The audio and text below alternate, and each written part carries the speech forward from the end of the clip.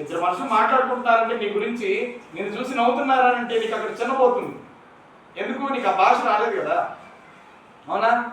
ఎదురైన జీవితం అని చెప్పి బాధపడతావు కూడా. అప్పుడు బాధపడి ఇప్పుడు ఉపయోగం లేదు. ఆ రోజు నేను అరే హిందీ నేర్చుకుంటే ఎంత బాగుండేదో, ఇవాళ హిందీ రాలేదు నాకు, కానీ మంచి పోస్టులో ఉన్నా నేను, ఎస్సీ ఎస్టీ నాకు మంచి రిజర్వేషన్లో పోస్టు కూడా వచ్చింది ఉద్యోగం, కానీ నేను ఆ ఉద్యోగాన్ని సాధన చేసుకోలేదని బాధపడతాను. అవునా? అందుకని మస్ట్ అండ్ షుడ్ మీరు హిందీ ఛానల్స్ని, హిందీ మూవీస్ని చూడడానికి ట్రై చేయండి. ఓకే. ద సెకండ్ లాంగ్వేజెస్ మీరు నేర్చుకునేది ఏదైతే ఉన్నదో పాయింట్స్ వైజ్గా నేర్చుకోండి. చెప్పారా మీకు సోషల్ అండ్ సైన్స్ మీరు డిస్క్రిప్షన్స్ రాస్తుంటారా? ఎగ్జామినేషన్స్ ఎట్లా రాస్తారు? క్వశ్చన్ ఆన్సర్ పారాగ్రాఫ్స్ ఇంగ్లీష్ రాస్తాం. ఇంకా సైన్స్ ఎట్లా రాస్తారు? పాయింట్స్ రాస్తారా? పక్కన స్టార్స్ పెట్టుకుంటూ. అవునా? అలాగా పాయింట్ వైజ్గా మీ గోల్స్ కూడా అట్లానే ఉండాలి. నేను నెక్స్ట్ ఇట్లా అవ్వాలనుకున్నాను, ఇది అవ్వాలంటే నేను ఫస్ట్ రీచ్ అవ్వాలి కదా.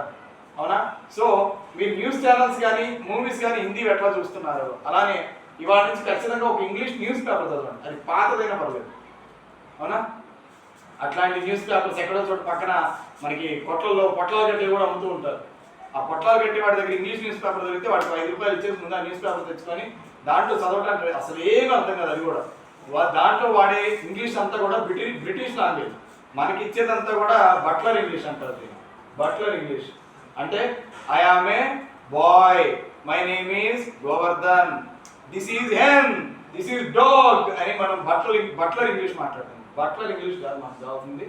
మనం ఎదగాలి అంటే కనుక ఇండియన్ ఎకనామిక్ కానీ హిందూ న్యూస్ పేపర్ కానీ ఇట్లాంటి ఇంగ్లీష్ న్యూస్ పేపర్స్ని అట్రాక్ట్ చేయండి. వాటిని పట్టుకోండి. వాటిల్లో మీకు అర్థమైన భాష అంటే he that they what who ఇట్లాంటివి కాకుండా మిగతా కొత్త పదాలు వస్తుంటాయి కదా, ఒక్క పారాగ్రాఫ్లో ఎన్ని కొత్త పదాలు వచ్చినాయి అండర్లైన్ చేసి ట్రై చేయండి. దాన్ని బట్టి అసలు మనం ఏం నేర్చుకున్నామో ఇప్పటికీ అర్థమైపోతుంది. నిజంగా అక్కడ అండర్లైన్ చేసిన పదాలు తక్కువ ఉంటే మీరు మంచిగా చదువుకున్నట్టు. ఇప్పుడు దాంట్లో ఎక్కువ పదాలు అండర్లైన్ చేస్తూ వచ్చారా, అరే నేను చదువుకుంది ఇప్పటిదాకా ఈ he that who what there ఇవేనా, మిగతావన్నీ పెద్ద పెద్ద పదాలు నాకు ఇప్పటిదాకా రావా, ఇదే నా జీవితం అనిపిస్తుంది. Understood? So English news paper చదవడానికి ట్రై చేయండి. ఓకే.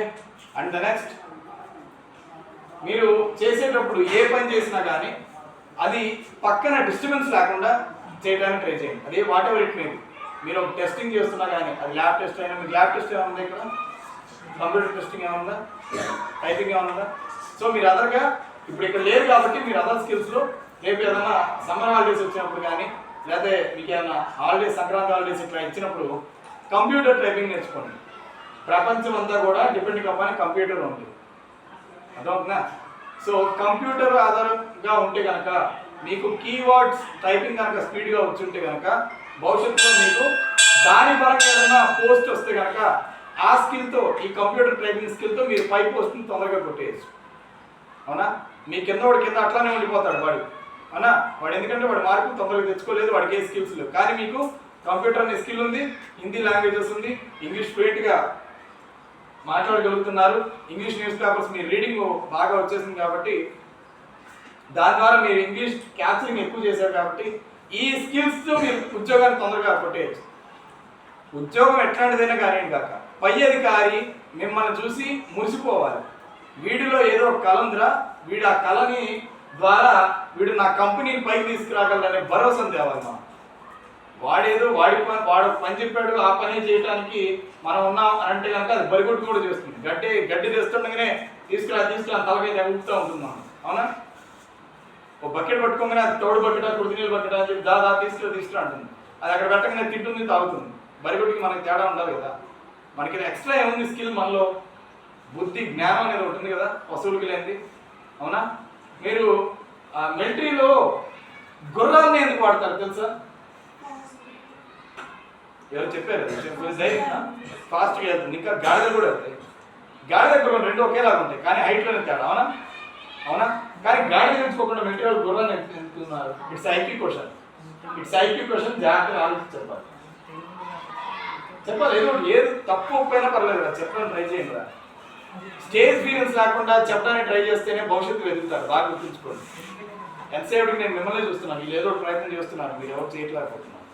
ఏదో ఒకటి చెప్పండి, తప్పు ఒప్పునే పర్లేదు. మిలిటరీ వాళ్ళు గుర్రాన్ని ఎందుకు ఎంచుకుంటారు, గాడిదని ఎంచుకోకుండా? ఎనీవన్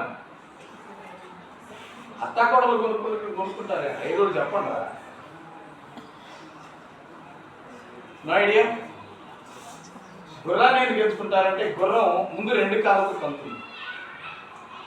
ఎదురుగా శత్రువు వస్తుంటే శత్రువుని ధీటుగా యుద్ధం చేయాలి అంటే శత్రువుతో ఖచ్చితంగా గుర్రంతో ఆల్రెడీ వీడు ఇక్కడ యుద్ధం చేసేవాడు ఉన్నాడు, సోల్జర్. వీడి చేతిలో కత్తో షూటింగ్ రైడర్ ఏదో ఉన్నది, అవునా? వీడు రైడింగ్ చేస్తున్నాడు, గుర్రాన్ని రైడింగ్ చేస్తూ వెళ్తున్నాడు, ప్లస్ యుద్ధం చేస్తూ ఉన్నాడు. చేస్తూ చేస్తూ వెనక వెన్నుపోటుగా ఎవడో ఇంకొకటి వచ్చి ఎనిమిది వచ్చి వీడిని పొడిచాడో గుద్దాడో అనుకుందాం, అవునా? సో వీడు ఇప్పుడు పడిపోయినా వీడి చివరికి మళ్ళీ వాడి ఆ క్యాంప్ ఆఫీస్కి తీసుకెళ్ళాలి బాడీని అంటే గుర్రం ఒకటే కాపాడగలదు, గుర్రం ఒకటే విశ్వాసం చూపించగలదు. ఎదురుగా శత్రువు వస్తే కనుక ఇది లేచి రెండు కాళ్ళతో ఎదుటివాడిని తన్ని వీడిని ఉన్నవాడిని తీసుకెళ్ళగలదు. లేదా వీడు ఆల్రెడీ ఆరోగ్యవంతుడిగా ఉన్నా కానీ వీడు గుర్రాన్ని ఆడించి ముందు ఎదుటివాడి శత్రువు వీడి మీద యుద్ధం చేసే ముందే వీడి గుర్రం కాళ్ళతో ఎదుటివాడిని అక్కడే పడేస్తుంది. అదే గాడిదని ఎంచుకున్నాను అనుకో మిలిటరీ వాళ్ళు, గాడిద